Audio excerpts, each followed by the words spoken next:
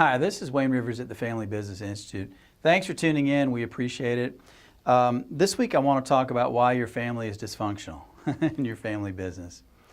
Interesting story, and I'd be interested to hear your comments about any of this blog in particular. But I was at a meeting with Brian from Kansas a few weeks ago, and Brian said, well, you know, one of the most valuable things we get from the Family Business Institute is the weekly blog. And I said, oh, really? Gosh, thanks, Brian. Maybe we should start charging for it. He said, well, it's not that good. So we're going to keep the blog free for the foreseeable future. No worries there. And thanks for keeping me humble, Brian. So last week we talked about how you're not doing your kids any favors by spoiling them, basically, and you need to push them and challenge them and make them a little bit miserable. So my daughter told me a story. My daughter sees a counselor, as I think a lot of young people do, and I think that's a great thing, by the way.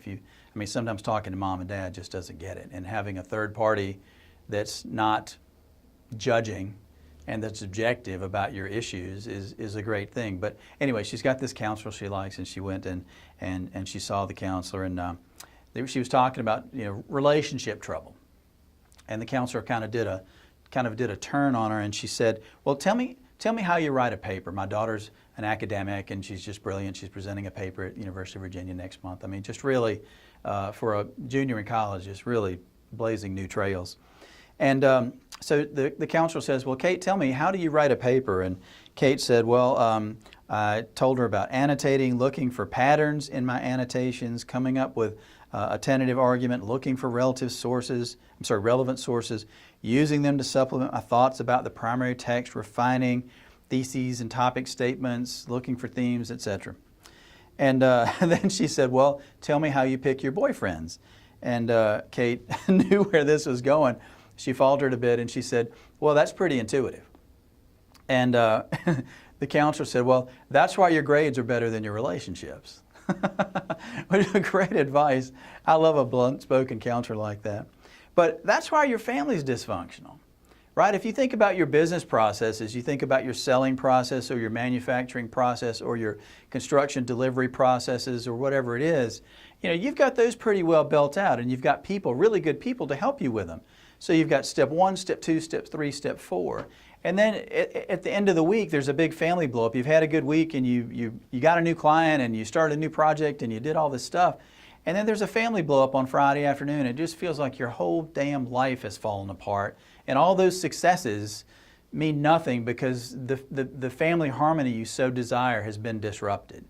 Well, the reason that your family blows up and breaks and causes you emotional heartache and pain is because you've got systems and processes for all your business stuff. You don't have any systems and processes for your family stuff.